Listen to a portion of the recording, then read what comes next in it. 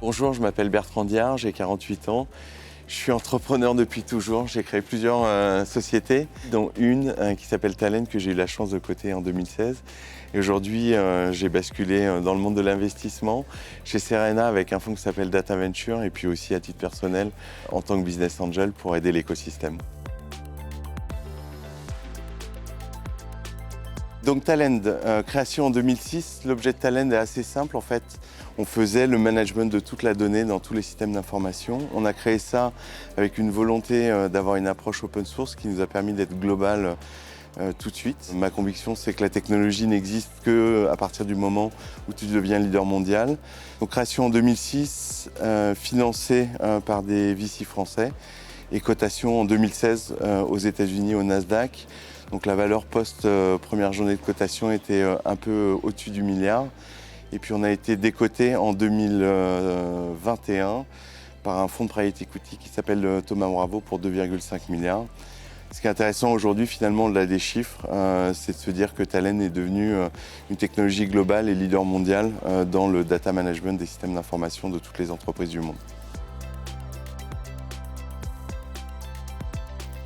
Pourquoi avoir choisi le Nasdaq? Alors d'abord, il faut se remettre, et c'est la bonne occasion pour en parler aujourd'hui dans le contexte de l'écosystème de l'époque. L'écosystème et les 10 ans de la French Tech qu'on fête aujourd'hui ont été assez contributifs pour enrichir cet écosystème et particulièrement dans la technologie. Mais si on se remet en 2016, la réalité c'est que la place financière mondiale qui regroupe toutes les technologies était aux États-Unis et plus particulièrement le Nasdaq qui reste encore aujourd'hui prédominant dans la représentativité des sociétés de technologie. Donc notre arbitrage, il a été assez simple. Ce qui est important de dire, c'est qu'on est toujours resté une société française.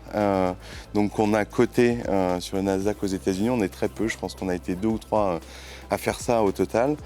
Mais la réalité, c'est que cette place financière, pour la considération de valorisation, la considération des analystes qui gravitaient autour, était la place financière qu'il fallait conquérir pour pouvoir exister d'un point de vue global dans la technologie. C'est ça notre arbitrage. Et il n'y a pas de reproche dans Ronex. Dans mon point de vue, mon seul point, c'est de dire il va falloir que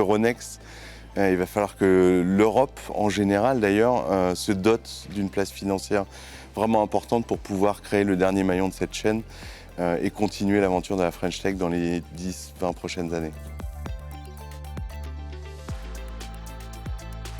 Une fois de plus, il faut se remettre dans le contexte de l'époque. En fait, le marché du secondaire à l'époque, ou du late stage qu'on appelle aujourd'hui, n'était pas aussi prédominant. Et la réalité, c'est qu'on a choisi finalement dans notre aventure, de lever de l'argent avec des gens à l'international. On a démarré en France, on a levé avec des fonds français. Après, on a été chercher des fonds en Angleterre et puis ensuite aux États-Unis.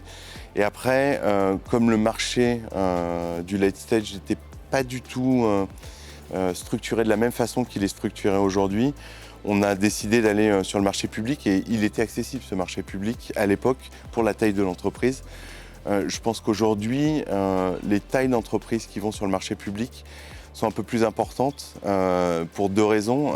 D'abord parce qu'il y a ce marché du late stage qui s'est développé et qui crée le gap entre la taille de l'entreprise et potentiellement une taille plus grosse sur le marché public. Et nous, on n'avait pas cette contrainte-là, donc le marché public était une super opportunité pour nous d'un point de vue réputationnel, solidité de l'entreprise. Et d'ailleurs, le track du stock de Talend a été hyper positif tout au long de sa cotation. Donc ça prouve bien qu'on a pris la bonne décision. On n'a jamais été en dessous de notre cours d'intro. On est sorti 2 fois et demi supérieur à notre entrée sur le Nasdaq. Donc ça prouve que le marché était adapté à la vision, à la stratégie qu'on voulait développer d'un point de vue croissance pour l'entreprise. Alors les avantages et les inconvénients d'être coté. Alors d'abord, je pense que ce qui est vraiment intéressant dans la cotation, c'est que ça donne de la flexibilité dans sa stratégie et la construction de sa stratégie, et particulièrement d'un point de vue financier.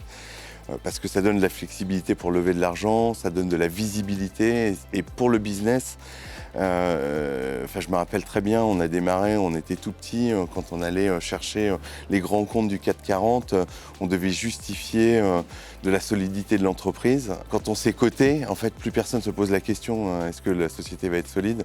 Donc en fait, on a écarté, alors je prends 10 ans dans l'intervalle, hein, donc il faut que ce soit réaliste, mais volontairement, je grossis le trait pour expliquer un peu les avantages de la cotation. Après, l'enjeu quand même de la cotation et la complexité de la cotation, c'est qu'à partir de ce moment-là, on se retrouve sur un marché public, on s'adresse à un public qui a un niveau d'expertise dans votre domaine de compétences qui est beaucoup plus faible que des spécialistes que sont les VC à un moment ou à un autre. Et à partir de ce moment-là, il faut changer son message, changer son discours, s'assurer qu'on respecte la régulation. Donc c'est un nombre de contraintes pour l'entreprise assez dingue.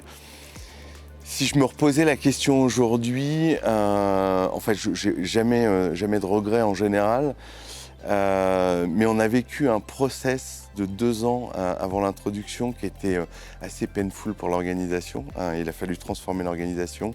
C'est beaucoup de changements et je pense qu'il faut vraiment le préparer avant de se coter. Alors le pire du pire, c'est d'être moyennement prêt. Et que ça se passe pas très bien en bourse parce qu'après là, ça crée des vraies grosses contraintes, quoi.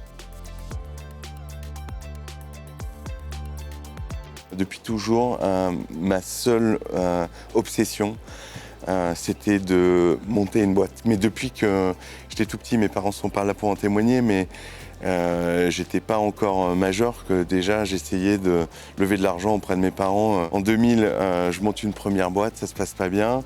En 2004-2005, on démarre le projet Talent. Là, ça marche très bien. Après, je refais une boîte qui marche plutôt moins bien. Et puis, je me pose la question, c'est quoi le next one? Et puis finalement, de fil en aiguille, et bien entendu avec la French Tech qui était en train d'éclore, je me suis pris au jeu de me dire peut-être que mon prochain step, c'est pas de le faire tout seul et de refaire un truc assez gros, mais c'est plutôt d'essayer de le diffuser et de le faire ou de le faire avec 10 personnes différentes. J'ai décidé d'embrasser une carrière à la fois de business angel et d'investisseur. En fait, je pense qu'il y a 3 fondamentaux pour moi. 1, il ne faut pas se donner de limites. 2, il ne faut jamais shooter pour quelque chose qui n'est pas gigantesque. Et 3, il ne faut pas s'imaginer que ça va être une partie de plaisir. J'adore le phénomène de la French Tech. Je pense qu'il a renforcé l'écosystème. Je pense qu'à un moment, c'est un peu perdu dans les messages qu'on a diffusés en s'imaginant que c'était facile. Enfin, je veux dire, il n'y a rien de plus dur que de monter sa boîte. Il n'y a rien de plus dur que d'être global. Il n'y a aucun job au monde, il n'y a aucune aventure au monde qui est plus dure que ça. Qu'est-ce que ça connote derrière? Ça veut dire qu'il faut être résilient. Je déteste cette terminologie et particulièrement au travers de l'actualité, mais en fait, il faut partir à la guerre tous les matins, quoi. Donc partir à la guerre tous les matins, c'est dur, c'est difficile. Et à partir de ce moment-là, il faut être préparé et pas s'imaginer que ça va être une partie de plaisir. Cependant, il n'y a pas d'aventure plus magique que ça. C'est l'aventure d'une vie. Il n'y a pas de reward plus fort que réaliser ses ambitions, réaliser ses rêves. Et donc voilà. Et après, la réalisation de ce rêve, que ce soit le Nasdaq pour les uns, que ce soit d'avoir disrupté un marché pour les autres, ou que ce soit juste d'avoir exécuté sa vision, déployé sa technologie, c'est parfait. Je veux dire, la résultante et la réalité derrière, elle est importante, mais le plus important, c'est d'exécuter les rêves qu'on peut avoir. C'est ça un entrepreneur. 2006, quand moi je suis né, quand la French Tech n'existait pas encore, je pense qu'on comptait le niveau d'investissement et le nombre de startups en fait en centaines de millions, quelques centaines de millions. Donc en fait, ces 10 premières années ont été poser la fondation de notre écosystème. Je pense que cette fondation, elle est solide. Je pense qu'elle est cruciale pour la transformation de l'Europe, même plus que la France, l'Europe. Et je pense que tout le monde en a pris conscience. Je pense que quand on parle de la French Tech, il faut qu'on parle de la personnalité de la French Tech. Et pour moi, j'ai eu l'occasion d'échanger avec elle et de travailler à l'époque avec elle sur ce sujet-là. C'est Fleur Pellerin qui a été l'instigatrice de cette initiative. Je me rappelle très bien à l'époque, quand on en discutait, on pouvait vraiment considérer que c'était un projet fou. La réalité, c'est que 10 ans après, en fait, c'est la fondation en Europe de ce qui va se passer dans la technologie. Donc, j'ai pas eu l'occasion d'échanger dernièrement avec elle, mais je pense que quand elle se retourne et qu'elle regarde cette initiative, elle doit être très fière d'elle. Merci, Flore.